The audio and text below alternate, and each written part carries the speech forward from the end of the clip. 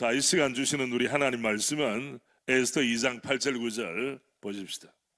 우리 한마음 한 입술로 함께 말씀을 우리 봉독합니다. 왕의 조서와 명령이 반포되며 처녀들이 도성 수산에 많이 모여 헤게의 수하에 나아갈 때에 에스더도 왕궁으로 이끌려가서 궁녀를 주관하는 헤게의 수하에 속하니 헤게가 이 처녀를 좋게 보고 은혜를 베풀어 몸을 정결하게 할 물품과 일용품을 거주며 또 왕궁에서 의뢰주는 7 궁녀를 주고 에스더와 그 궁녀들을 후궁 아름다운 처소로 옮기더라. 아멘. 새은혜 집회의 첫 시간 좋게 보고 은혜를 베푸신다는 제목으로 말씀을 전하실 귀한 강사님은 수원제일교회를 담임하시는 김근영 목사님이십니다. 수원제일교회는 역사도 아름답게 오래되었지만 우리 교단에서 합동교단에서 귀하게 존경받는 교회고 동시에 거점교회로 쓰임을 받고 있습니다. 우리 강사님에 대한 안내는 밑에 있으니까 여러분 참고하시고 우리 하나님께서 우리 새로남교회에 복을 주시려고 귀한 강사님 김근영 목사님을 이 강단에 세우심을 감사합니다. 하나님께 감사하는 마음과 우리 목사님 환영하는 마음으로 박수로 모시겠습니다.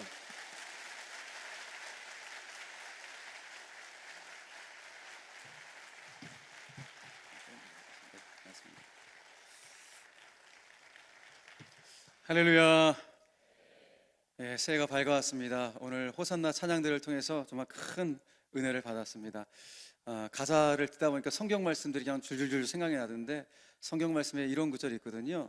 오늘 맡기라는 그 가사에 있는데 너의 길을 여호와께 맡기라, 너의 짐을 여호와께 맡기라, 너의 행사를 여호와께 맡기라, 너의 염려를 여호와께 맡기라, 이런 말씀들이 성경에 쭉 있는데 염려를 하면서 살아가죠. 우리가 염려를 안 하는 사람이 누가 있겠습니까? 중요한 것은 그 염려를 누구한테 맡기는 것인가, 그게 더 중요하겠죠. 오늘 호산나 찬양들 찬양 들으면서 다시 한번 올해 출발하면서 내 인생 모든 걸 하나님께 맡겨야지, 이런 거룩한 결단을 하면서 오늘 출발하게 되는데 2026년도 새롭게 출발한 여러분들의 삶이 정말 가장 좋은 길로, 가장 완전한 길로 우리의 삶을 이끄실 주님을 기대하며 출발할 수 있는 우리 모든 성도님들 되시기를 간절히 축복합니다. 여러분 잘 나오셨습니다. 저도 오늘 새벽부터 지금까지 내려올 때까지 설교하다가 왔고요. 보기 좀 성치 못한데 그래도 최선을 다해서 오늘 주신 말씀 여러분들하고 나누고 또 내일 또 일상으로 돌아가시는데 일상의 자리에서 몸은 피곤하지만 우리의 영과 그리고 정서와 정신은 좀 새로워져서 한 주간을 좀 힘있게 살아갔으면 좋겠다, 그런 마음이 있습니다. 그래서 오늘 여러분들하고 뭐 복잡한 이야기 안 하고 성경에 있는 이야기를 쭉 나눌 텐데요, 그냥 제목만 기억하고 돌아가셔도 오늘 큰 은혜가 되실 겁니다. 그래서 이번 새해 은혜 집회 보니까 우리 칼렛 그 이사분들, 제자훈련 목회자 네트워크 이사분들 4분을 딱 초청을 하신 것 같아요, 오정호 목사님께서. 그래서 4인 4색인데 제가 첫 출발을 단타라도 쳐야 될 텐데 굉장히 걱정을 굉장히 많이 하면서 오늘 강단에 섰습니다. 그래도 오늘 하나님께서 반드시 인도하실 것을 믿고 믿음으로 오늘 말씀을 증거하려고 하는데요, 그래서 말씀 증거하기 전에 저는 예수님을 참 좋아하는 목회자, 목회자 중에 예수님 안 좋아하는 목회자 어디 있겠습니까만 예수님 참 좋고 제가 섬기는 우리 수원제일교회를 너무 좋아하고요, 세 번째로 오정호 목사님을 너무 좋아합니다. 왜냐하면 오 목사님은 저의 목회의 정말 롤 모델이기 때문입니다. 아까 우리 고집사님께서 기도하셨던 것처럼 목사님의 목회 철학 자체가 목양일념이고 정도 목회이기 때문에 그 목회의 방향성이 정말 맞다라고 생각하기 때문에 목사님의 가르침, 저는 목사님 밑에서 배우진 않았지만 이게 칼렛에서 함께 이사로 섬기면서 목사님의 말씀 가르침이 저에게 참 큰 울림이 되고 그리고 그 방향을 따라가겠다라고 생각하기 때문에 참 많은 것을 배우고 있습니다. 저도 알게 모르게 이런 것도 배웠더라고요. 어떤 걸 배웠냐면은 딱 한 달 전에 저에게서 이제 임직식을 했는데요, 제가 임직식의 이번에 목표는 무조건 1시간 30분 안에 마친다. 은퇴식과 뭐 장로, 안수입사, 권사 임직 다 있는데 이걸 내가 무조건 1시간 반에 마치겠다, 그런 마음으로 막 빨리 나가는데요, 이제 안수식이 딱 이제 있는데 장로 안수 다 한 다음에 이제 안수입사님들 안수를 해야 되는데 안수입사님이 나오라고 하는데 너무 민기적으로 나오는 거예요. 시간 없는데 너무 민기적거려갖고 갑자기 오정호 목사님이 떠올려진 거예요. 위치로! 그래서 제가 위치로 하니까 여기 위치로 영권이 있는 거예요. 갑자기 안수입사님이 바다다다 하거든요. 그 자리에 딱 앉아갖고 안수를 받기 시작하는 거예요. 야, 내가 나도 모르는 사이 위초를 배웠구나.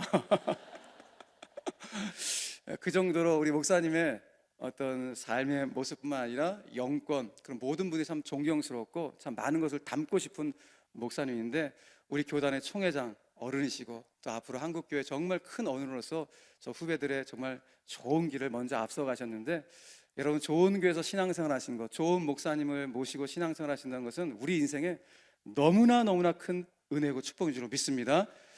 그런 차원에서 목사님 끝까지 목회 여러분 잘 하실 수 있도록 여러분 기도해 주시길 바라고, 또 저희 후배 목사들도 목사님 존경하면서 또 이 믿음의 길을 가려고 합니다.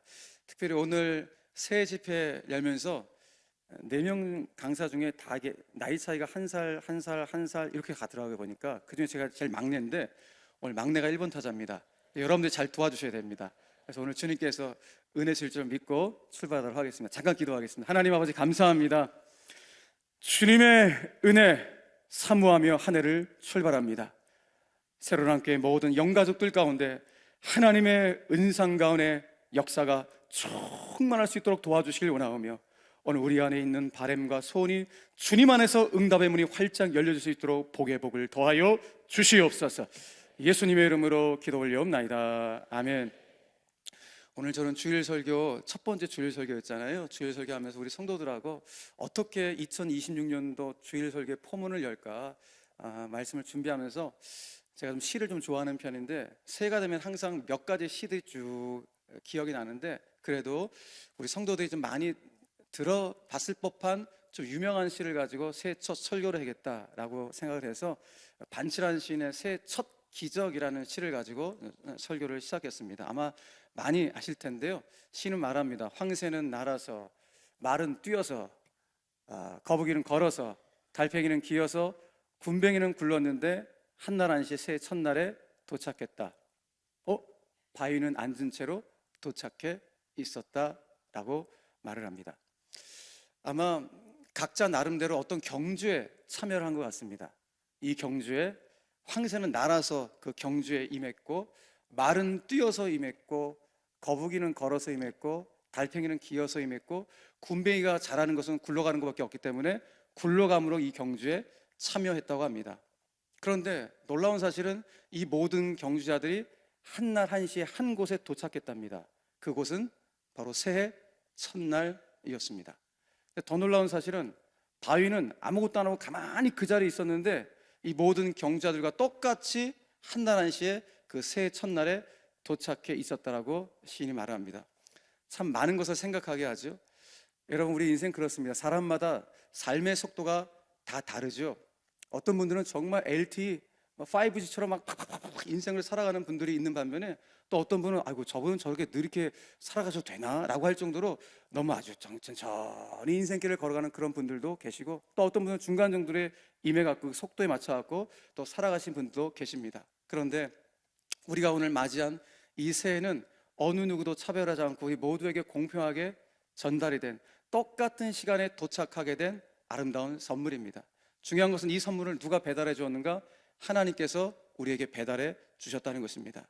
사람이 배달해 주었으면 차이가 있고 차별이 있을 테지만 하나님께서 배달해 주신 시간이기 때문에 어느 누구도 차별하지 않고 똑같이 우리 앞에 당도한 시간입니다. 그러므로 우리 앞에 받은 이 선물은 우리가 뭐 잘해서 받은 선물도 아니고요, 뭐 열심히 준비해서 받은 허락된 기회도 아닙니다. 그저 오늘을 살아왔다는 이유 하나만으로, 지난 한 해를 잘 견뎌왔다는 이유 하나로 하나님께서 우리에게 주신 선물입니다. 그러니 부디 이 선물을 받은 여러분들의 마음 가운데 올 한 해 좀 조급함과 불안함들을 내려놓으시고, 그래도 한 해 출발하니 하나님, 제가 주님의 은혜를 붙잡고 제 안에 설렘과 기대감 그리고 새 희망으로 제 안이 충만해져서 주님과 동행할 수 있도록 이 안에 저를 붙잡아 달라고, 여러분 그렇게 영적인 숨을 쉬면서 살아갈 수 있는, 그렇게 출발할 수 있는 올 한 해가 되시기를 간절히 축원합니다.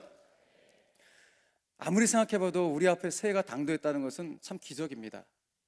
올해도 새해를 맞이해서 내가 지금 호흡할 수 있다는 게 기적이고, 이 새해에도 내 곁에 가족이 있다는 것이 축복이고, 이 새해에도 내가 일할 수 있다는 것이 정말 너무너무 감사한 일이고, 이 새해에도 내가 뜨겁게 기도하고 예배할 수 있는 나의 교회 새로 남교회가 있다는 것이 너무나 감사의 제목이고, 그리고 올해도 여전히 희망을 붙잡고 꿈을 꿀 수 있다는 것이 얼마나 감사한지 모릅니다. 그야말로 성경 말씀처럼 우리의 삶은 은혜 위에 은혜, 한자말로 은상 가운의 나날입니다. 저는 바라기는 2026년도 여러분들의 오늘 첫 출발의 걸음걸음이 그야말로 은상 가운의 나날이 되시기를 주 예수 그리스도 여러분 간절히 축원합니다.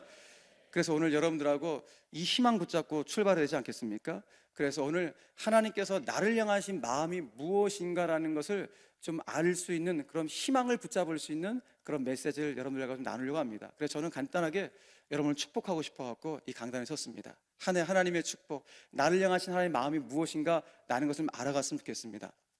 신명기 33장에 보면요, 모세가 인생의 마지막 코끝에 호흡이 끊어지기 직전에 이스라엘 백성들을 축복하는 그런 장면이 나옵니다. 각 지파별로 맞춤형 축복을 다 한 다음에 이제는 그 33장 26절에서 29절 사이에 모세가 이스라엘 공동체 전체를 뭉뚱그려서 축복하는 장면이 나오는데, 그때 축복할 때 이스라엘 백성들을 향해서 이렇게 호칭해요. 여수르나라고 호칭하거든요. 여수르는 무슨 뜻인가 하면 쉽게 말해서 이스라엘 백성에 대한 애칭이라고 보시면 돼요. 그러니까 우리도 아이들 보면 아이고 귀염둥이, 아이고 이쁘다 라고 이렇게 뭔가 애칭들을 갖고 있잖아요. 그러니까 모세가 봤을 때 이스라엘 공동체는 아이고 귀엽다라고 그런 애칭으로 불렀던 이름이 여수룬이에요. 그런데 그 여수룬의 진짜 뜻은 무엇인가 하면은 정직한 사람, 바른 사람이라는 의미를 가지고 있는 거예요. 근데 너무 이해가 되지 않는 것이죠. 왜? 아니 40년 동안 광야 생활에 있는 이스라엘 백성들의 전공은 뭐예요?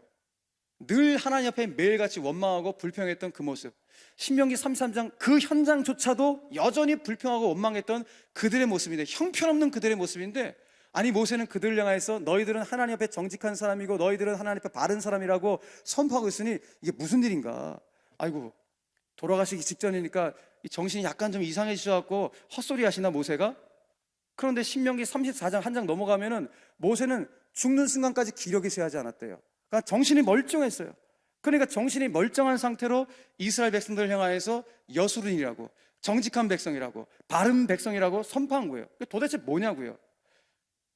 현실의 모습은 전혀 형편없는 정말 모습인데 왜 모세는 그들을 향하여서 여수른이라고 얘기했을까? 저는 그걸 보면서 모세가 이들을 향한 어떤 기대감, 염원, 소망을 담아서, 현실은 전혀 그런 모습 아니지만 그래도 너희들이 옛사람을 벗어버리고 정말 새 사람으로 이런 모습으로 살아가지 않겠니? 라는 그 소망과 염원을 담아서 오늘 이들을 향해서 여수른이라고 말하지 않았을까, 그런 생각을 합니다. 그걸 보면서 깨닫는 것이 무엇인가, 그렇구나, 하나님이 나를 바라보실 때 이렇게 바라보시겠구나. 나 여전히 이스라엘 백성들처럼 형편없는 모습이지만 여전히 잘못도 많고 죄도 많지만은 그럼에도 불구하고 나를 향한 이 소망과 기대감을 놓지 않고 계시는 분이 내가 믿는 하나님이구나 라는 사실을 알게 된다는 것입니다. 그러므로 우리 지난해 돌아왔을 때 현실적으로 바뀐 거 아무것도 없죠. 요 며칠 전 2025년 마지막 날하고 2026년 만났을 때 현실적으로 상황적으로 변한 거 사실 아무것도 없습니다. 달력 하나 뜯었다고 변한 거 아무것도 없습니다. 그런데 중요한 것은 무엇인가 하면은 내 마음의 중심이 지금 어디에 있는가가 새해를, 영적인 새해를 맞이하는 가장 중요한 것이라는 것이죠. 그러므로 내가 지난해 형편없는 모습, 나의 잘못이 있음에도 불구하고 여전히 나를 향한 기대감, 소망을 놓지 않고 계시는 그 하나님을 이 새해 출발하면서 바라보셔야 하고, 그 하나님을 반드시 붙잡고 나아갈 수 있는 한 해가 되실 때 올 한 해는 우리 가운데 정말 축복의 한 해가 될 줄로 믿으시길 바랍니다. 그래서 오늘 가장 중요한 건 내가 누구를 바라보고 누구를 의지하며 나아가야 될 것인가. 그것은 여전히 나의 형편없음에도 불구하고 나에 대한 기대감과 소망을 놓지 않고 계시는 그 하나님 붙잡고 나아가야 된다는 것입니다. 오늘 이 희망을 가지고 오늘 저는 여러분들과 애써서 말씀을 좀 나누도록 하겠습니다. 제가 80년대 초에 중학생이었는데요, 그 중학교 다닐 때 저의 반에서 제가 부러웠던 친구가 한 두세 명 있었어요. 어떤 친구들이 부러웠냐면 나이키 운동화를 신고 다니는 친구들이 그렇게 부러울 수가 없었어요. 왜냐하면 저는 그때 짝퉁이 나이스 운동화를 신고 다녔기 때문에 나이키가 너무너무 부러웠어요. 왜냐하면 대부분의 아이들이 그 당시에 돈 많은 아이들은 나이키 아니면 프로스펙스였고, 저 같은 아이들은 나이스 아니면 스펙스, 아시죠? 그거 신고 다녔거든요. 그러니까 나이키 신는 아이들이 너무 부러운 거예요. 지금이야 나이키가 웬만한 뭐 다 신고 다니지 않습니까? 그 당시에는 좀 있는 집 아이들만 신고 다니는 신발이 나이키 신발이었어요. 어떤 사람이 질문하더라고요. 나이키 운동화를 신은 사람하고 짝퉁 나이스를 신고 신는 사람이 달리기 되면 누가 이길까? 이 사람은 무조건 나이스가 이긴다는 거예요. 왜 나이스가 이기냐? 고가의 운동화를 신고 달리는 사람은 자랑하고 싶어하고 그 상표를 보여줘야 되니까 천천히 달리는데, 짝퉁 나이스를 신고 다니는 사람은 부끄러워갖고 발에 불이 들어오고 달리기 때문에 나이스가 이긴다는 거예요. 듣고 보니까 또 일리가 있는 것 같기도 하더라고요. 그러니까 우스꽝스러운 이야기지만 좀 부족하다고 생각했던 것이 오히려 장점이 되는 케이스인 것 같습니다. 내가 부족하다고 생각했던 나이스를 신고 더 빨리 달렸으니 이게 장점이겠죠. 저는 성경을 읽으면서 하나님의 일하심의 방법들을 쭉 보거든요. 근데 하나님의 일하심의 방법이 참 여러 가지가 있는데, 참 독특한 방법이 무엇인가 하면 연약하고 부족한 사람들을 들어서 하나님이 사용하시는 하나님의 일하시는 방법이 성경 곳곳에 있는 거예요. 어떻게 이렇게 연약한 사람, 이건 세상적으로 이런 사람은 쓰면 안 되잖아 라고 생각하는 그런 사람들 찾아 하나님께서 들어서 사용하시는 하나님의 일하시는 방법, 그러니까 하나님의 인재 등용 원칙이 너무 독특한 거예요. 고린도전서 1장에서 사도 바울의 말처럼 하나님은 어떤 사람 사용하시는 거예요? 미련한 자를 택하셔갖고 지혜로운 자를 부끄럽게 하시고, 약한 자를 택하셔갖고 강한 자를 부끄럽게 하시고, 그리고 천한 자, 미련한 것, 그리고 없는 것을 택하사 있는 것들을 폐하려 하시는 것이 하나님의 일하심의 방법이래요. 여러분, 세상에서 어떤 이런 사람을 회사에서 고용하겠냐고요. 그러니까 하나님의 인재 등용 원칙과 일반 회사의 인재 등용 원칙은 완전 정반대의 모습을 보게 되는 것입니다. 그런데 오늘 우리가 읽은 에스더서 말씀을 보면 그 하나님의 일하시는 모습이 정확하게 적실하게 드러나는 것을 보게 돼요. 여러분, 우리는 오늘 에스더라는 자매에 대한 이야기를 함께 나눌 텐데요. 여러분, 에스더라는 이 자매는 유대인의 피를 가지고 있는데 포로민의 딸로 태어난 자매예요. 자, 유대인의 피로 포로민의 딸로 외국에서 태어난 자매예요. 페르시아 땅에서. 그러니 이런 자매가 페르시아 왕실의 왕후가 된다? 객관적으로 가능성 제로예요. 이건 있을래야 있을 수가 없는 일이에요. 그런데 하나님께서 정말 부족하고 연약하게 짝이 없는 에스더를 들어서 구원의 도구로 사용해 가시는 그 스토리가 에스더서 전체의 이야기예요. 근데 에스더서를 읽으면서 참 재밌는 사실이 무엇인가 하면은, 에스더서 말씀을 쭉 읽다 보면은 하나님이라는 단어가 단 한 번도 등장하지 않는 유일한 성경이 에스더서예요. 여러분, 성경에 여호와, 주님, 하나님 다 나오잖아요, 호칭들이. 그런데 하나님에 관련된 호칭이 단 한 번도 등장하지 않는 성경, 에스더서예요. 그런데 더 놀라운 사실, 하나님이라는 단어가 단 한 번도 등장하지 않아요. 하나님의 음성을 뭐 하시는 것도, 하나님의 능력을 베풀었다는 이야기 아무것도 없어요. 정말 그래서 그냥 읽으면 이게 성경 맞아? 라고 할 정도로 의심이 될 정도의 성경이 에스더서예요. 놀라운 사실은 무엇인가 하면은, 우리 눈에 하나님이라는 단어가 단 한 번도 보이지 않는다고 해서 하나님의 역사하심이 없는 것이 아니었다는 거예요. 그러니까 에스더서의 모든 페이지마다 배후에서 역사하시는 하나님의 숨결과 하나님의 호흡과 하나님의 간섭과 하나님의 개입이 곳곳에 들어가 있는 것이 에스더서 말씀이에요. 아니, 눈에는 하나님이 안 보이거든요. 그런데 모든 에스더의, 모르드게의 그 역사 가운데 등장하는 그 하나님의 일하심은 보이지 않지만 지금 일을 하고 있다는 것을 오늘 이 성경이 우리에게 보여주고 있다는 것입니다. 너무 놀라운 일이죠. 그런 차원에서 오늘 우리는 내 인생의 배후에서 역사하시는 하나님을 내가 경험해 보았는가? 라는 것을 한번 돌이켜 보십시오. 여러분, 아마 여러분 인생에서 돌이켜 보시면서 내 인생에서 일하셨던, 배후에서 일하셨던 하나님의 일하심들, 그래서 한두 가지 정도는 다 있지 않으십니까?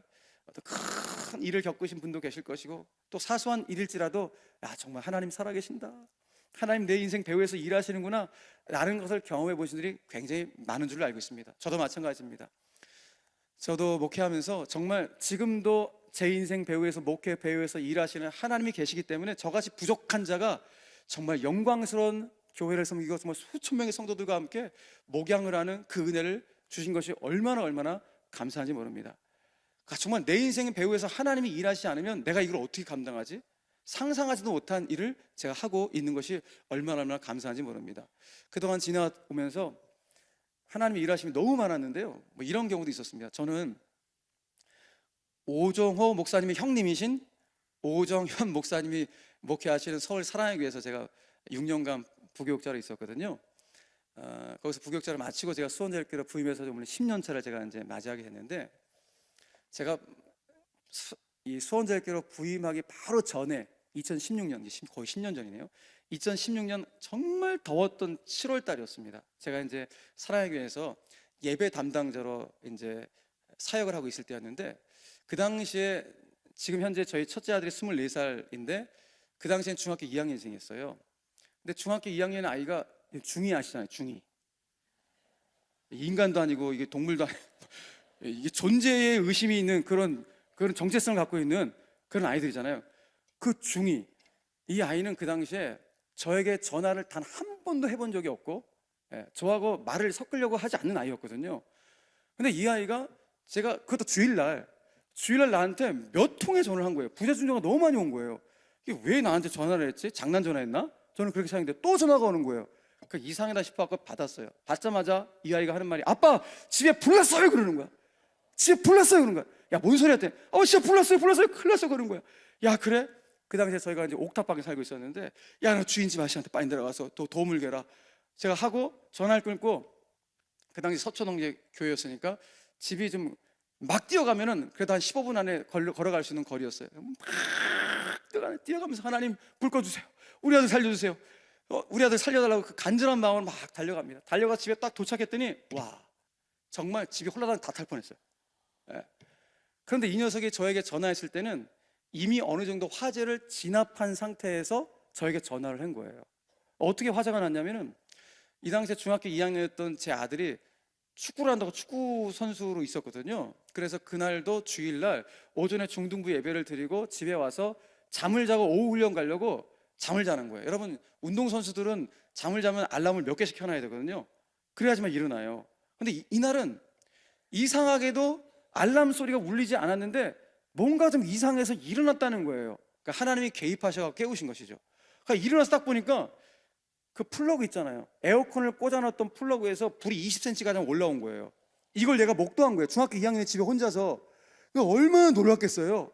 이거 어떡하지? 얘가 너무너무 당황한 거예요. 그러다가 갑자기 학교에서, 중학교 때, 야, 너희들 전기 과부하로 인한 화재가 발생하면 물 부으지 말고 그건 공기를 차단하는 거다. 공기 차단하는 거야. 이런 말을 선생님한테 들은 기억이 얼핏 났더라는 거예요. 운동만 한 애가 그걸 어떻게 공부를 했는지 모르지만, 그래, 공기 차단 모르겠다. 공기 차단. 그러니까 장롱에서 2불을 꺼냈어요. 그 얇은 이불을 덮은 거야, 공기 차단이라고. 근데 불이 20cm가 너무 세니까 이불을 태워버렸네. 애가 더 당한 거야. 이거 어떡하지 하다가, 그래서 공기 차단이라고 했으니까 어떡하자. 장롱에서 두꺼운 이불 꺼내갖고 팍 덮어버린 거예요. 그 다음에 주변에 있는 분무기 갖고 착착착 뿌려갖고 진화를 하고 밑에 주인 아저씨한테 도움 구하고 그 다음에 저한테 전화를 한 거예요. 가보니까 이불 다 타고 난리가 난 거예요. 그래서 너무너무 감사하죠. 그래서 그날 주일 저녁에 우리 가정예배를 드린 거예요. 너무너무 감사해갖고. 그 가정예배 다 마친 다음에 그 불을 끈 녀석이 저한테 그런 거, 아빠, 하나님께서 이 불을 꺼주셔서 너무 감사해요. 특별히 자기 동생이 그때 초등학교 4학년이었는데 성준이가 혼자 있지 않고 자기 혼자 집에 있어서 너무너무 감사해요. 아니, 중학교 2학년이 그런 고백을 예배 위에 하는 거예요. 야, 그 고백을 듣는데 너무 위로가 되면서 한편 이런 생각이 드는 거예요. 야, 우리 집에 불은 났지만 우리 아들한테 여호와의 불이 임했구나. 너무 감사하더라고요. 그리고 이제 그 다음날 월요일 아침이 되었어요. 그 다음날 월요일 아침이었는데 저희 아내한테 한 분이 전화가 오신 거예요. 그분은 저에게 제자훈련을 받았던, 그 당시로부터 한 2, 3년 전에 제자훈련을 받았던 집사님한테 우리 아내 전화가 온 거예요. 왜 전화 왔냐면은, 목사님한테 제가 7월달 생일인데 목사님한테 생일 선물을 택배로 붙였는데 택배가 계속 반송된다는 거예요. 몇 번씩.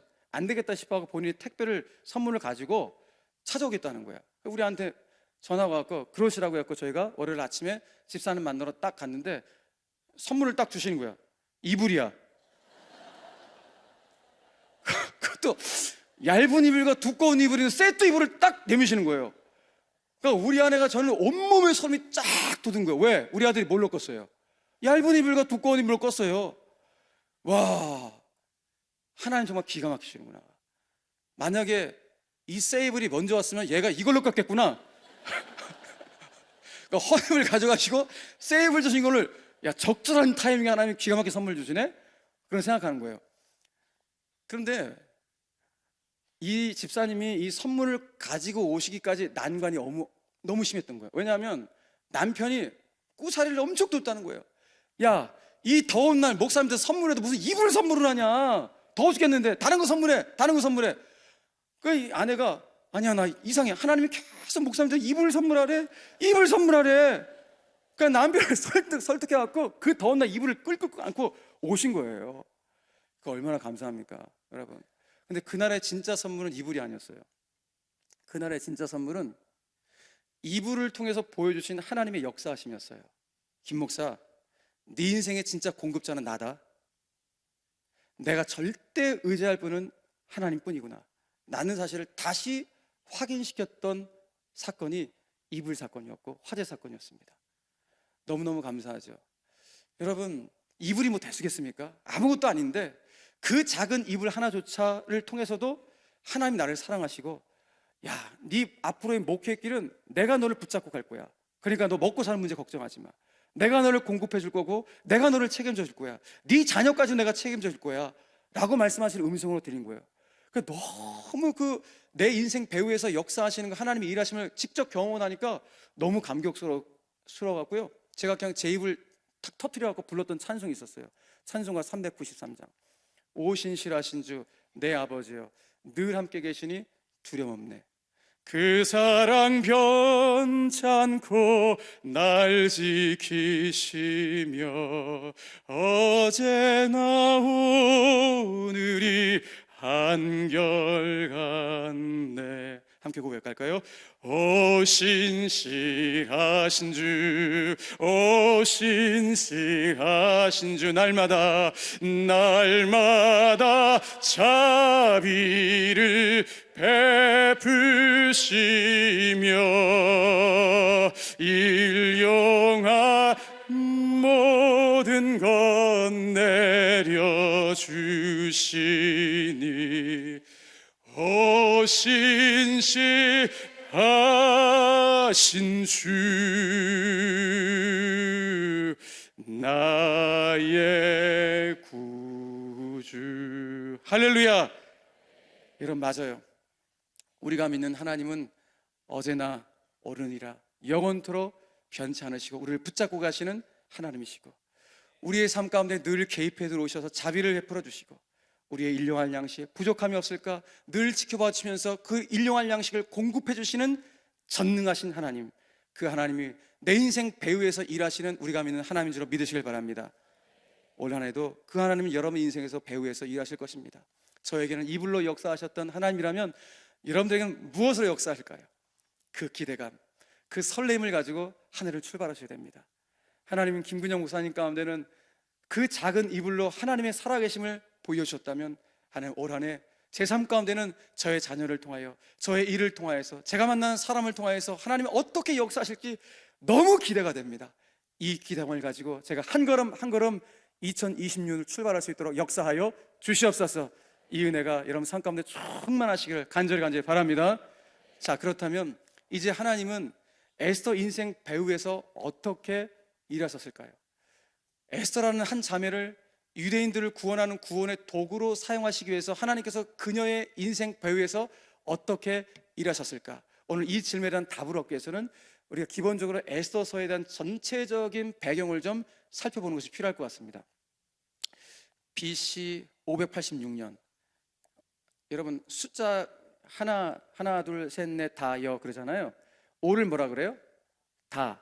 6을 여. 그럼 568은 어떻게 읽어요? 586은 어떻게 읽어요? 다 팔려. 이스라엘 백성이 다 팔려갔어요, 바벨론으로. 네.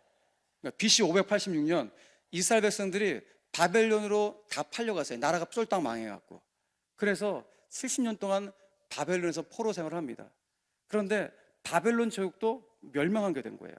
페르시아 제국이 일어서갖고 바벨론도 쫄딱 멸망하게 된 것이죠. 그래서 그 땅에서 살고 있었던 이스라엘 백성들이 이제는 페르시아 제국의 포로민으로 살아가게 되는 것입니다. 그런데 페르시아 제국의 초대 왕이 누구였냐면 고레스라는 왕이었는데, 이 고레스 왕이 포로민 유화 정책을 첫 번째 정책으로 내세운 거예요. 그 정책은 무엇인가 하면 이 땅에 와 있는 모든 포로민들, 특별히 이스라엘 백성들, 유대인들을 야 니네 나라로 돌아가 라고 귀환을 허락해 준 거예요. 그래서 야 이게 웬일이냐 해갖고 1차 귀환, 2차 귀환을 통해서 많은 유대인들이 꿈에도 그리던 내조국으로 다 돌아갑니다. 그런데 많은 사람이 돌아갔지만 또 상당수의 많은 포로 유대민들이 그 땅에 그냥 머물러 살기로 결정해요. 왜? 남의 나라의 땅에서 한 70년 살다 보니까 여기가 더 편해요. 그냥 그럼 미국에서 한 70년 살아보세요. 여기가 편하겠어요? 미국이 편하겠어요? 미국이 편한 거예요. 예. 남의 나라 땅에서 70년 살다 보니까 그래 여기가 더 편하다, 우린 여기 짜렸고 많은 유대인들이 페르시아 땅에 남아있게 됩니다. 그런데 세월이 좀 흘러갖고 그 페르시아 땅에 남아있던 유대인들 가운데 어마어마한 위기가 찾아옵니다. 그 페르시아 제국의 한 사람이 이 땅에 남아있는 유대인들을 완전히 몰살시키기 위한 음모를 꾸미게 되는데, 이 음모로부터 유대인들을 구원해내는 구출 이야기, 그것이 바로 에서스의 전체적인 스토리인 거예요. 그 에서스는 바로 이 말씀으로 출발합니다. 1장 1절 말씀 함께 읽겠습니다. 시작. 이 일은 아하스웨로 왕 때에 있었던 일이니 아하스웨로는 인도로부터 구스까지 127지방을 다스리는 왕이라. 아멘.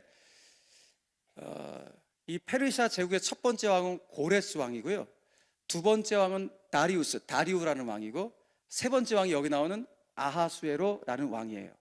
아하수에로 왕은 정복 야영이 어마어마했던 왕이었어요. 땅에 대한 욕심이 엄청 많았어요. 그래서 성경 말씀 봤지만은 그가 정복하게 된 땅의 크기가 얼마큼이에요? 지금 인도에서부터 어디까지? 구스까지. 구스는 북아프리카를 말해요. 자, 세계지도를 펼쳐보세요. 머릿속으로. 인도에서 어디까지? 아프리카 땅까지. 여기 모두를 다 점령하고 있었던 사람이 아하수에로 왕이에요. 여러분, 세계사 시간 가운데 크세스로 들었던 그 왕이 바로 이 아하수에로 왕인데, 이 왕은 이 정복 야영이 어마어마했는데 그럼에도 불구하고 본인이 정복하지 못한 땅이 있었던 거예요. 그 땅이 어딘가? 그리스라는 땅이에요. 이 그리스 땅을 꼭 정복하고 싶은 거예요. 왜? 자기 전임 왕이었던 다리오가 그리스 아테네를 공격하다가 실패하고 돌아왔기 때문이에요. 그때 실패했던 전투가, 그 장소가 마라톤 평원이죠. 그래서 한 그리스 병사가 우리가 승리했다면서 아테네로 막 달려가서 여기서 발생한 경기가 뭐예요? 마라톤인 거죠. 그러니까 아무튼 이 아하수에로는 자기 전임이 이 그리스를 공격하다 실패했기 때문에 나는 무조건 그리스 땅을 내가 먹어버리리라, 이런 다짐을 한 거예요. 그래서 본인이 왕으로 취임해서 한 3년쯤 되었을 때 그리스 정복 프로젝트를 세우게 돼요. 그 그리스 정복 프로젝트의 첫 번째 단추로 뭘 했는가? 본인이 이 페르시아 제국을 127개 지방으로 나누어서 분할 통치하고 있거든요. 그러니까 127개 지방에 페르시아의 고관 대작들이 다 나가 있는 거예요. 근데 이들을 다 불러 모았어요. 다 불러 모았어. 왜? 내가 앞으로 너희들 가운데 파병을 요청할 거야. 내가 그리스와의 전쟁을 치를 때 파병 요청할 테니까 너희들 그때 모든 군사들을 다 파병해야 돼 라는 정치적인 협의를 하기 위해서 이 고관 대작들을 다 불러 모았어요. 그러니까 잔치를 열었어요. 그래서 그리스 정복의 첫 번째 첫 단추로 어마어마한 잔치를 베풉니다. 그 잔치가 며칠 동안? 180일 동안, 무려 6개월 동안 잔치를 벌여요. 3절과 4절 말씀이니까 이렇게 말씀하고 있죠. 왕위에 있은 지 한 3년쯤 되었을 때 그의 모든 지방관과 신하들, 127개 지방의 페르시아 제국의 모든 이 신하들을 위하여 잔치를 베푸니 바사와 메대의 장수와 각 지방의 귀족과 지방관들이 다 왕 앞에 있는지라. 왕이 여러 날 얼마큼요? 180일 동안, 6개월 동안에 그의 영화로운 나라의 부함과 위엄의 혁혁함을 나타내니라. 그러니까 잔치의 목적이 뭐예요? 내가 파병할 거니까 너희들 반드시 내 명령에 순종해서 그리스 점령할 때 군사들 다 파병해 라는 정치적 목적으로 해서 모인 것이고, 두 번째는 본인 나라가 이렇게도 어마어마하다는 사실을, 본인의 위사와 위용을 과시하고 싶어서 이 엄청난 잔치를 한 거예요. 야, 어마어마하죠? 이 잔치가 거의 끝나갈 무렵에 성경에 보니까 주흥이 올라온 아하수에로 왕이니까 좀 이렇게 취한 거예요. 취기가 올라왔던 아하수에로 왕이 자기 어전 내시한테 명령을 합니다. 여봐라, 저희 가서 내 아내 왕후 와스디를 이 술자리로 데리고 와라 라고 명령을 하는 거예요. 어전 내시가 가갖고 왕비님, 왕께서 부르십니다 라고 하는 것이죠. 남자들이 술 마신 자리에 오시라고 합니다 말씀드린 거예요. 그런데 이 와스디가 모욕감을 느낀 것 같아요. 그러니까 이 당시에 페르시아의 술 문화를 봤을 때는 남자들이 모인 자리에 여자를 초청하는 것은 그 여자가 이 자리에 올 때는, 죄송해요, 아주 야시시한 옷을 입고 그 자리에 참석하는 것이 페르시아의 술 문화예요. 그러니까 나는 왕인데, 한 나라의 황제의 왕인데 나보러 그런 옷을 입고 남자들이는 술 자리에 나를 오라고? 그러니까 왕으로서 굉장히 모욕감을 느낀 것 같아요. 그래서 이 왕후 와스디가 왕의 명령을 거절을 해요. 어떻게 지들이 먹는 술자리에 왕후를 오라고 하는 거야? 모멸감을 느꼈는지 거절을 하는 것이죠. 그러니까 그 거절 서신을 썼던 아하스웨로 왕이 너무 황당한 거예요. 왜? 자기 제국에서 지금까지 내 명령을 어긴 사람이 한 사람도 없는데 지금 신하들이 보는 자리에서 보란 듯이 자기 아내가 자기 명령을 거절한 거예요. 너무 불같이 화가 나갖고 그 일을 통해서 자기 왕후 와스디가 왕후의 자리에서 폐위를 당하게 됩니다. 그리고 난 다음에 왕후를 폐위시킨 이후에 아하스웨로 왕은 드디어 그리스와의 전쟁을 치러 군사를 이끌고 쫙 갔어요. 가서 완패를 하고 돌아와요. 자기 전임왕처럼 이 살라미 회전에서 완전히 완패를 하고 돌아오는 거예요. 그러니 여러분, 얼마나 상심이 컸겠습니까? 상심이 커서 딱 돌아왔는데, 내 집에 딱 돌아왔는데 아내가 없어. 나를 위로해줄 아내가 없는 거예요. 물론 그 왕실에 자기의 육체적인 욕망을 해결해줄 그런 여인네들은 어마어마하게 많았겠죠. 근데 진짜 내 아내, 내 정서를, 내 감정을 품에 안아줄 수 있는 내 아내가 없는 거예요. 이때는 와스디가 폐위된 지 한 4년 정도 되었을 때니까 너무 외로운 거야. 그걸 옆에 있는 참모진들이 간파를 했네. 그래서 참모진들이 왕한테 제안을 했어요. 자, 이거를 제가 우리말로 좀 풀어서 각색을 해서 말씀드릴게요. 그 성경에 있는 내용들을 쉽게. 이 참모들이 왕한테 다가와서, 왕이시여, 저희들이 미스 페르시아 대회를 열겠습니다. 미스 페르시아 대회를 열 테니 그때 왕께서 원하시는 자매를, 한 여인을 간택을 하십시오. 그러면 그 여인을 우리가 왕후로 옹립을 하겠습니다 라고 이야기한 거예요. 그러니까 왕 입장에서는 좋죠 뭐. 그래서 허락을 한 거예요. 그래서 페르시아의 제국의 어마어마한 그 땅에 127개의 지방에 이 공고문이 다 붙고, 이제 정말 이쁘다고 소문난 여인들은 다 뭐 심사를 거쳐서 오지 않았겠습니까? 아마 왕을 뽑는다는 사실에 왕실 내에서 엄청난 정치적인 암투가 있었겠죠. 왜? 내 딸이든지 내 조카라든지 얻은 누군가를 이 왕으로 옹립하려고 엄청난 정치적인 암투가 분명히 있었을 겁니다. 유대 역사가 중에 유명한 요세푸스라는 역사가 있는데요. 요세푸스는 이때 한 400명의 처자들이 이 소위 말하는 미스 페르시아 대회에 참여했을 것이다 라고 추정을 해요. 400명의 여인들이. 그래서 여러분, 이 400명의 여인들은 미모의 상향평준화, 다 이뻐. 네. 그렇지 않겠어요? 아니, 페르시아 여인들 웬만하면 다 이쁘잖아요. 그런데 그 중에서 가장 이쁜 여인들을 뽑아서 왔으니까 얼마나 이쁘겠냐고요. 그 여인들이 드디어 뽑혀갖고 페르시아 왕실 내에 있는 궁녀학교에 들어오게 된 것입니다. 이 궁녀학교에서는 아하수르의 왕을 뵙기 전에 1년 동안 왕실 예절을 배우고, 그리고 몸을 잘 관리해서 왕 앞에 서기 위한 교육을 받는 것이 궁녀학교예요. 1년이라는 기간이에요. 그런데 오늘 성경에 보니까 이 궁녀학교의 교장 선생님이 나오죠. 누구세요? 오정호 선생님 사모님이세요? 아니죠. 여기 교장 선생님 이름 뭐예요? 헤게라는 교장 선생님 이름이 나와요. 그죠? 헤게라는 이 교장 선생님이 그 400명의 여인들을 관장을 하는 거예요. 그래서 1년 동안 잘 교육시켜서 왕으로 한 명씩 보내는 역할을 하는 거예요. 그런데 오늘 성경에 보니까 이 미스 페르시아 대회에 참여해서 궁녀학교에 들어온 누가 있는 거예요? 에스더가 있는 거예요. 그래서 오늘 본문 2장 8절 말씀 보니까 이렇게 기록하고 있어요. 에스더도 왕궁을 어떻게 갔어요? 이끌려 갔어요. 그러니까 에스더는 자원으로 참여한 것이 아니라 누군가의 강요에 의해서, 권면에 의해서 이끌려서 이 대회에 참여해서 왕궁으로 들어간 거예요. 그럼 누가 에스더한테 너 이 대회에 참여해서 여기 들어가라고 했을까요? 모르긴 해도 그의 삼촌인 모르드게에 의해갖고 아마 이 권면을 받아서 들어간 것 같아요. 근데 더 정확한 사실은 모르드게를 움직이신 하나님을 통해서 에스더가 이 대회에 참여해서 오늘 궁녀학교에 들어간 것이죠. 그러니까 엄밀히 말해서는 에스더는 오늘 인생 배후에서 일하시는 하나님의 손에 붙잡힌 바 되어서 이 대회에 참여하여 궁녀학교에 들어가게 된 거예요. 자, 그런데 오늘 기가 막힌 일이 벌어진 거예요. 9절 말씀 함께 읽겠습니다. 9절 말씀 시작. 헤게가 이 처녀를 좋게 보고 은혜를 베풀어. 여러분, 이 대회에 몇 명, 이 궁녀학교에 몇 명 들어온 거예요? 400명. 정확하지 않지는 아무튼 역사가 의하면 400명이라는 거예요. 400명이 들어왔는데 이 국려학교의 교장 선생님이 유독 에스더를 좋게 보고 유독 에스더에게만 은혜를 베푸는 기가 막힌 일이 벌어진 거예요. 여러분, 헤게라는 교장 선생님하고 에스더는 일면식이 없는 관계예요.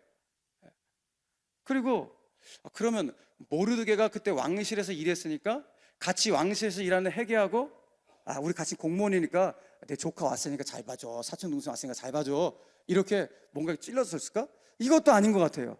그러면 헤게가 에스더가 너무 이뻐갖고 에스더한테 수작을 부리려고 이렇게 했나? 이것도 아닌 것 같아요. 그럼 뭘까요? 이유는 딱 하나, 하나님이 개입해 들어오신 거예요.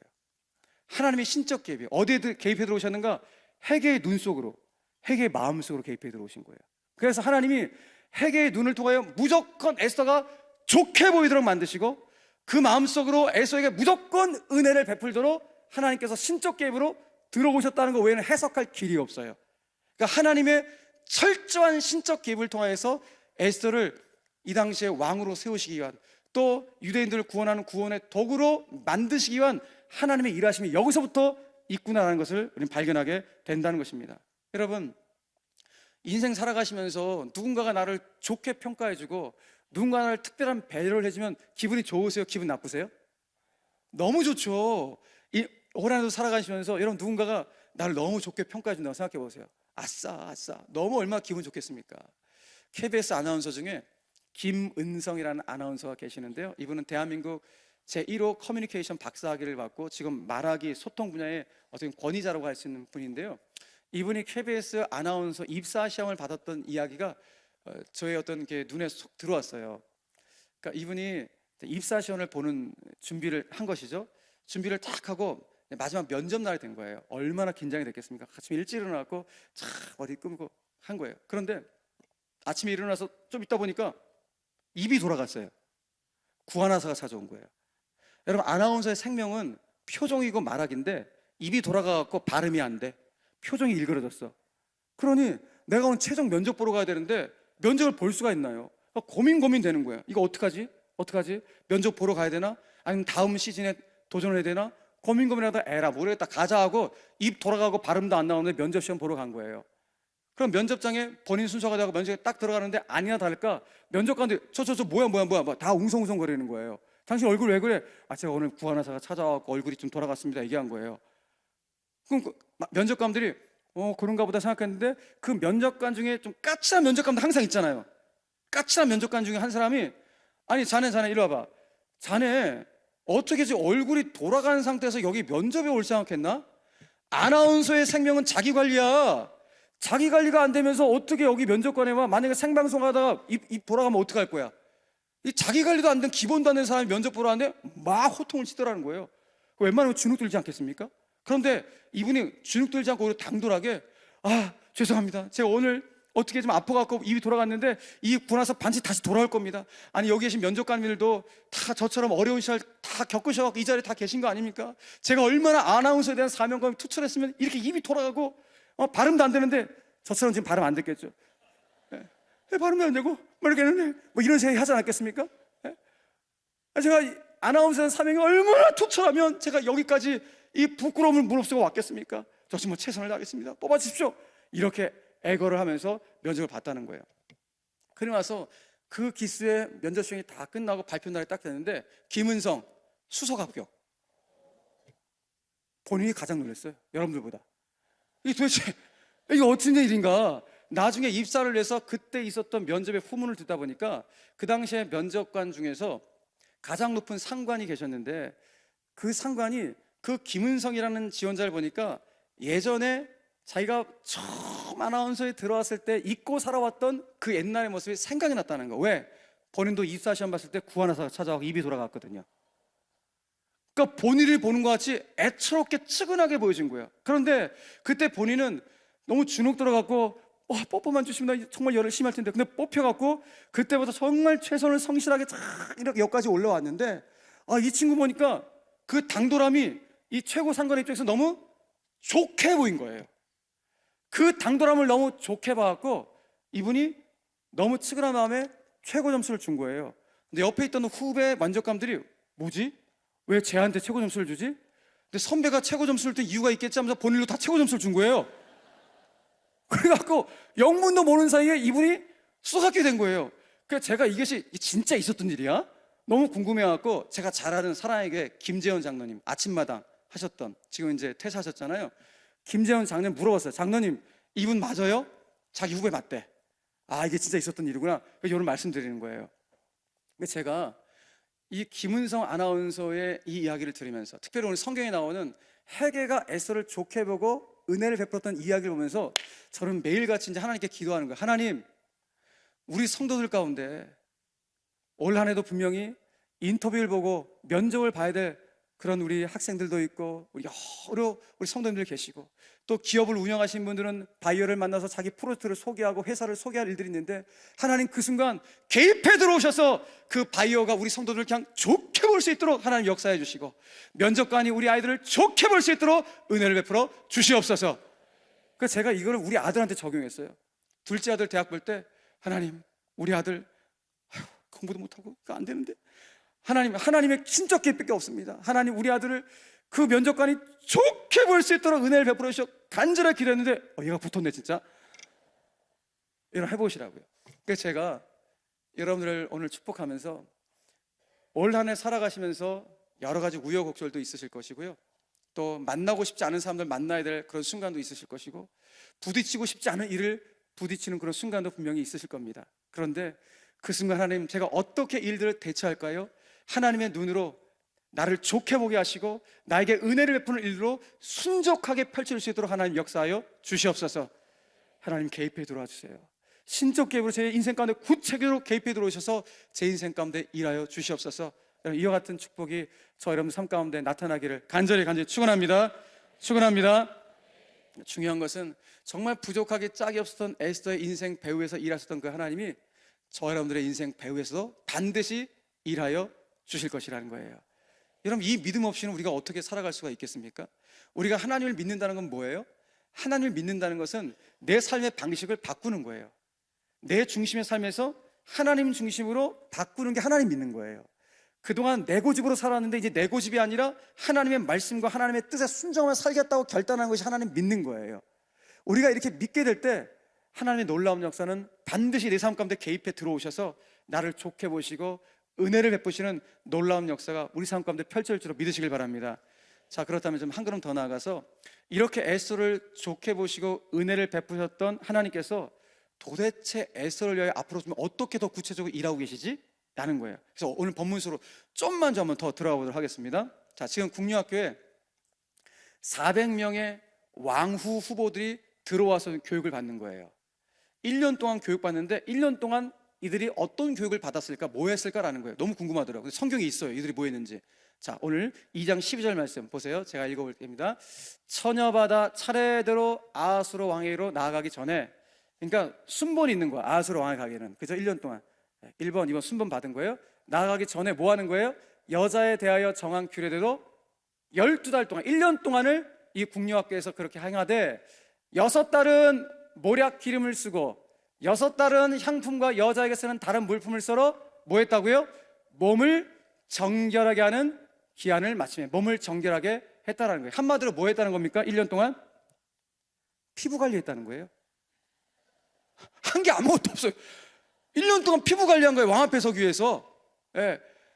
네일 아트하고 이렇게 손톱 관리하고 아로마 테라피 받고 잡티 제거하고 오일 마사지하고 이런 피부 관리를 1년 내내 한 거예요. 자, 여기 계신 자모님들 부러우세요? 부러워하지 마세요. 400명 중에 한 명만 간택되는 것이고 나머지 399명은 간택되지 못하기 때문에 페르시아 뒤뜰 후궁으로 평생을 집에 못 가고 거기서 지내야 되는 신세가 되어버리는 거예요. 그러니까 이 400명은 어떻게든지 왕한테 잘 보여야 돼. 그러니까 미모 관리를 얼마나 철저하게 하겠습니까? 교장 선생님, 회계 선생님께서 당신들 왕 앞에 설 때 화장하실 때 화장용품 요만큼만 쓰세요. 정해진 규례가 있었어요. 눈썹 마스카라 이렇게 할 때, 여기 볼터치도 웜톤을 할 것인지 쿨톤이 할 것인지, 립스틱은 핑크톤 할 것인지 와인빛을 할 것인지, 뭐 이런 것들을 다 정해줬다고요.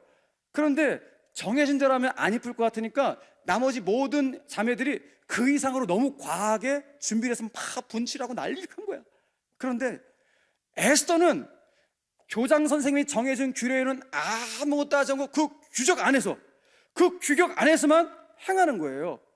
그러면 우리는 에스더서를 읽고 있는 독자인 우리 입장에서 보면은 얘가 지금 왕으로 뽑힐 그런 의지가 있는 애야, 없는 애야? 나머지도 이렇게 열심히 지금 더 과해갖고 막 이렇게 막 분칠하고 있는데 얘는 지금 뭐 하는 거지? 라고 걱정이 될 정도로 에스더가 아무것도 안 하는 거예요. 그런데 놀라운 사실, 에스더가 그냥 있는 모습 그대로 정해진 대로 그대로 나아갔음에도 불구하고 모든 사람들로부터 이쁨과 사랑을 받는 기적의 역사가 나타났대요. 자, 성경 말씀 보세요. 15절 하반절 말씀 보니까 에스더가 차례대로 왕에게 나아갈 때에 궁녀를 주관하는 내시의 해계가 정한 것 외에는 다른 것을 구하지 아니하였으나, 다 같이 시작. 모든 보는 자에게 사랑을 받더라. 아멘. 그러니까 부족한 것이 너무 많은 거예요. 부족한 것이 너무 많았는데 사람들로부터 매력을 끌었대요. 난 이게 너무 멋있는 거예요. 남들은 그래 과하게 막 치장하고 했는데도 불구하고 매력이 없는데, 이 자매는 아니 그렇게 정하고 외에는 아무것도 안 해도 불구하고 사람들에게 이쁨과 사랑을 받으면서 매력을 끄는 존재가 되었다는 것입니다. 선교 신학자 중에 허켄다이크라는 선교 신학자가 있는데, 이 선교 신학자가 선교가 뭐냐 복잡하게 설명하러 딱 이렇게 표현해요. 선교는 매력의 감염이다 라고 표현하더라고요. 자, 선교가 뭐라고요? 매력의 감염이다. 야, 정확하게 짚었구나. 여러분, 우리가 믿는 예수님은 가장 매력적인 분이시죠. 근데 문제는 뭐예요? 가장 매력적이신 예수님을 전하는 내가 매력이 없는 거예요. 그 매력을 계속 감염시키고 전달하는 게 선교인데, 그걸 전하는 내가 매력이 없으니까 그 복음의 통로로서의 사명을 제대로 감당하지 못한다는 거 아니겠습니까? 그러므로 오늘 저 여러분들이 한 해를 출발하면서, 하나님, 저 부족하지만, 저 연약하지만 그래도 하나님 백성답게 매력적인 하나님의 사람 될 수 있도록. 여기서 매력은 여러분 육감적인 매력을 말하는 게 아니에요. 그 사람의 인품과 성품과 향기를 말하는 거예요. 그분이 걸어가는 곳곳마다, 야, 저분의 신앙의 인격은 정말 대단하시다, 저분 삶의 향기는 너무 멋지시다, 걸어가는 거룩 자국자국마다 이와 같은 향기가 나타난 매력. 그래서 사람들이, 아, 누구누구 장로님, 누구누구 권사님, 누구누구 집사님은 역시 달라, 새로남교회 장로님 역시 달라. 그런 신앙의 인격을 보여주면 말미암아 있는 모습 그대로 나아가지만 그야말로 매력을 끌 수 있는 하나님의 사람들 되시기를 주 예수 그리스도의 이름으로 간절히 축원합니다. 축원합니다. 자, 드디어 지금부터 들으셔야 돼요. 드디어 에스더 차례가 됐어요. 드디어 에스더가 왕 앞에 서는 차례의 순번이 다가온 거예요. 넷플릭스 같으면 여기서 끊어야 돼. 다음 막 궁금하게 만들어야 돼요. 예, 뚜둥 하면서 끊어야 되는 거예요, 여기서. 예. 설교를 여기서 사실 끊어야 되는데, 제가 내일 해야 되는데 시간이 좀 남아갖고 제가 좀 더 할게요. 예. 에스더가 왕 앞에 선 거예요. 정말 역사적이고 정말 긴장이 되는 그런 순간이죠. 그죠? 자, 이 역사적인 긴장되는 순간 성경이 어떻게 표현하고 있을까요? 이렇게 표현합니다. 17절, 18절 말씀 보세요. 왕이 모든 여자보다 에스더를 더 사랑함으로, 400명의 어떤 천하든지 에스더 외에는 안 보여. 에스더를 더 사랑함으로 그가 모든 처녀보다 왕 앞에 더 은총을 얻은지라. 왕이 그의 머리에 관을 씌우고 와스를 대신하여 왕으로 삼은 후에 왕이 크게 잔치를 베푸니 이는 에스더를 위한 잔치라. 모든 지방관과 신하들을 위하여 잔치를 베풀고 또 각 지방에 세금을 면제하고 왕의 이름으로 큰 상을 주니라. 와, 아하수에로 왕이 에스더를 보자마자 한눈에 뿅 갔어요. 그냥 한눈의 매력으로 한눈에 그냥 반해버린 거예요. 그래서 얘다, 얘가 내 왕후다 라고 마음이 확 와갖고 그녀에게 관을 씌워주고 왕으로 삼고 잔치를 베풉니다. 심지어 너무 기뻐갖고 전국에 뭘 면제해줬어요? 세금까지, 세금 면제 제외시켜주는, 너무 기뻐갖고. 여러분, 지금 있을래야 있을 수 없는 일이 벌어진 거예요. 유대인의 피가 흐르는 소녀, 페르시아 땅의 포로민의 딸, 이런 출신이, 이런 뿌리가 어떻게 페르시아 제국의 왕후가 되냐고요. 이거는 객관적으로 가능성 제로라고요. 근데 어떻게 가능한 거예요? 하나님의 신적 개입이에요. 하나님이 개입해 들어오신 거예요. 아하수엘의 마음 가운데도 하나님께서 개입해 들어오신 겁니다. 여러분, 저는 진짜 아하수를 만나고 싶어요. 아니, 에스더 뭐가 좋았냐고. 이쁜 점이 정말 더 많았을 텐데 에스더 뭐가 좋았냐? 난 물어보고 싶어요. 그러면 그때 아하수는 저한테 말할 거예요. 아니, 나도 모르겠다고. 그냥 이뻤다고. 그냥 반했다고. 매력을 끌렸다고. 저한테 그럴 것 같아요. 왜? 하나님이 아하수의 마음 가운데 들어오셨기 때문에. 헤게의 눈과 헤게의 마음속에 들어오셔서 에스더에게 좋게 보고 은혜를 베푸게 하셨던 하나님께서 아하술의 눈과 아하술의 마음속에 들어오셔서 그냥 에스더다! 라고 방점을 찍게 하시는 하나님의 신적 계획이 있었기 때문에 이와 같은 일이 벌어지게 된 것입니다. 여러분, 127개 지방의 도성에 400명의 뽑힌 처녀들이 왔기 때문에 자기 앞에 선 그 처녀들 가운데 아하술의 왕이 웬만하면 물어봤을 거예요. 너는 어느 지방 사람인고? 너의 아버지는 뭐라는 거? 라고 적어도 이 정도는 물어보지 않겠습니까? 그러나 희한하게도 에스더한테만 안 물어봐. 왜? 하나님이 개입해 들어오셔갖고 그 입을 꾹 다물게. 만약에 물어봤다면 에스더도 바로 왕실 후궁으로 뒷방 신세밖에 될 수밖에 없는 그런 신세가 되었겠죠. 그런데 하나님께서 개입해 들어오셔서 아하술의 마음과 그 입을 꽉 붙잡고 물어보지 않게 하시는 거예요. 그래서 오늘 이와 같은 기가 막힌 일들이 벌어지고 있다는 것입니다. 왜 그렇게 개입해 들어오신 거예요? 에스더를 그 유대인들을 구원하는 구원의 도구로 사용하시기 위해서. 그러니까 하나님은, 결론이에요, 하나님은 당신의 뜻을 이루시기 위해서라면 못할 일이 전혀 없으신 분인 줄 믿으시길 바랍니다. 사람의 눈에 개입해 들어오시고 사람의 마음속에 개입해 들어오시고 그래서 좋게 보고 은혜를 베풀게 하시는 놀라운 역사가 우리 하나님. 여러분, 우리가 옛날에 불렀던 찬송 중에 내 하나님은 크고 힘있고 능히 있어 못할 일 전혀 없네, 이것까지 하셔야 되는데 다시 볼까요? 자, 시작. 내 하나님은 크고 힘있고 능히 있어 못할 일 전혀 없네. 이거 믿으셔야 한다는 거예요. 하나님은 나를 위해서라면 못할 일 전혀 없으시지. 내 자녀를 위해서라면, 우리 교회를 위해서라면 하나님 못할 일이 무엇이 있습니까? 나는 훈련받고 신실한 제자가 되어서 이 땅을 살기를 원하는데 그런 나를 위해서 하나님 뭘 못하시겠는가? 올 한해 출발할 때 이 강력한 믿음을 가지고 여러분 출발하셔야 돼요. 하나님, 저는 믿습니다. 저를 위해서라면, 하나님 나라 영광을 위해서 저를 사용하시기 원하신다면 나를 위해서 못할 일 전혀 없으신 그 전능하신 하나님이 내가 믿는 하나님 줄 믿습니다. 이 믿음을 가지고 한 해를 출발할 수 있는 우리 모든 새로남의 영가족들 다 되시기를 주님의 이름으로 간절히 축원합니다. 그러므로 오늘 여러분 가운데 집중적인 기도의 제목을 드립니다. 다른 것이 아니라, 주님, 제가 올 한해 제 인생, 제 가정, 일터, 자녀들 가운데 제가 생각하는 모든 계획들마다 하나님 구체적으로 개입하여 주시옵소서. 기도하시고, 하나님, 나를 만나는 모든 사람들의 마음에도 개입해 주셔서 나를 좋게 보게 하시고, 내가 섬기는 회사를 좋게 보게 하시고, 나의 자녀를 좋게 보게 하시고, 우리 새로남교회를 이 지역의 모든 사람들이 다 좋게 보게 하셔서 하나님, 우리 새로남교회가 주님 오시는 그날까지 구원의 방주의 역할, 제자훈련의 성지로서의 그 역할을 잘 감당할 수 있도록 복을 허락하여 주시옵소서. 이런 기도의 제목이 충만하게 간절히 바랍니다. 또 하나, 하나님, 제 삶 참 부족합니다. 제 삶 부족하지만 그래도 에스더처럼 사람들에게 매력을 끌 수 있는 매력적인 삶이 될 수 있도록 하나님, 내 인생을 사용하여 주시옵소서. 이것이 기도의 제목이 되기를 간절히 축원합니다. 자, 그러기 위해서는 여러분 삶 가운데 내가 올 한 해도 나는 무조건 하나님과 함께 하겠다고, 하나님과 동행하겠다는 이 마음이 간절하셔야 돼요. 하나님의 은혜의 촛대가 내 인생에서 떠나지 않길 원합니다.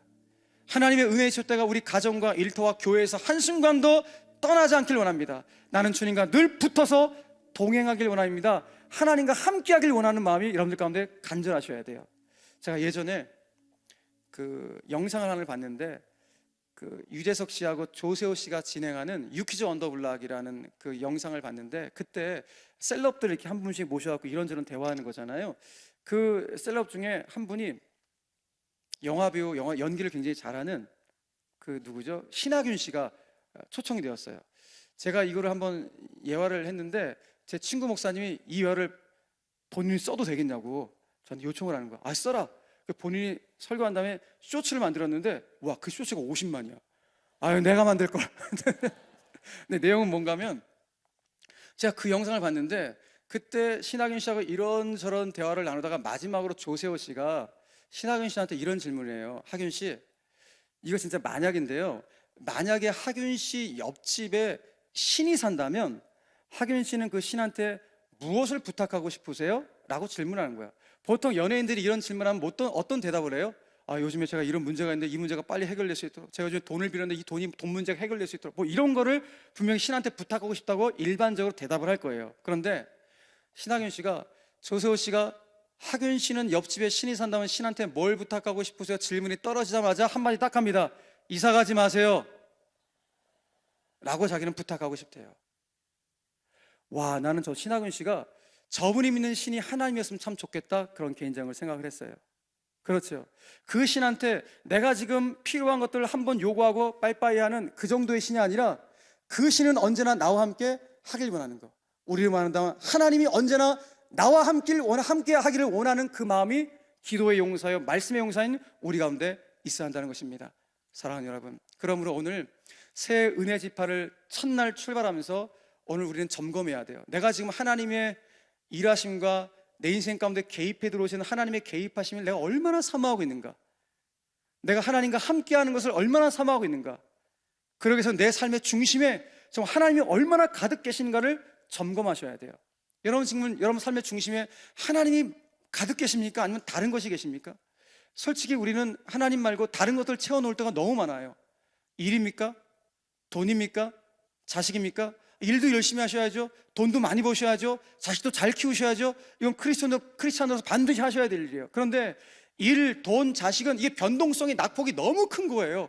일이 잘 될 때가 있고 안 될 때가 있고, 돈이 잘 벌릴 때가 안 벌릴 때 있고, 자식이 잘 될 때가 안 될 때가 있는데, 이렇게 변동성의 낙폭이 큰 것들을 내 중심에 갖다 놓으니까 내가 맨날 이리저리 흔들리고 왔다리 갔다리 하는 거예요. 오정호 목사님 이 세상에 제일 가장 부실한 다리 이름은 왔다리 갔다리라잖아요. 오정호 목사님이. 아니, 변동성이 큰 것을 내 삶의 중심에 갖다 놓으니까 맨날 왔다리 갔다리야. 너무 크게 흔들리는 거예요.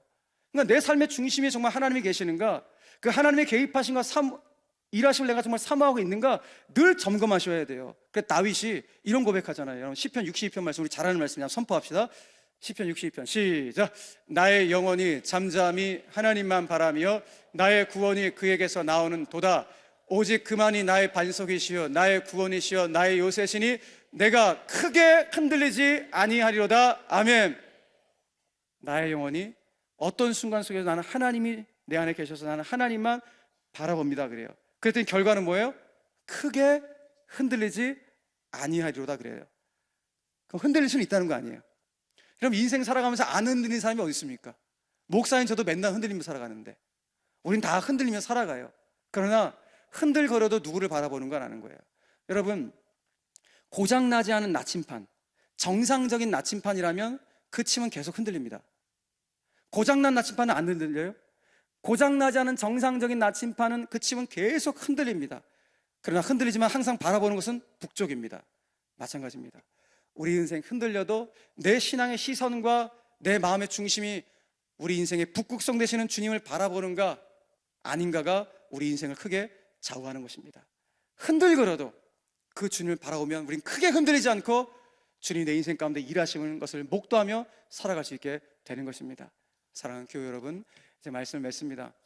여러분, 한 해를 출발하면서 여러 가지 소원과 바람이 분명히 있으실 텐데 가장 중요한 바람, 하나님, 제 인생의 중심은 하나님이신데 하나님께서 내 인생 가운데 개입해 들어오셔서 올 한 해 정말 그 하나님의 일하심을 제 눈으로 확인해 갈 수 있는, 그야말로 표가 나는 하나님의 기적의 역사가 제 삶 가운데 펼칠 수 있도록 은혜 허락하여 주시옵소서.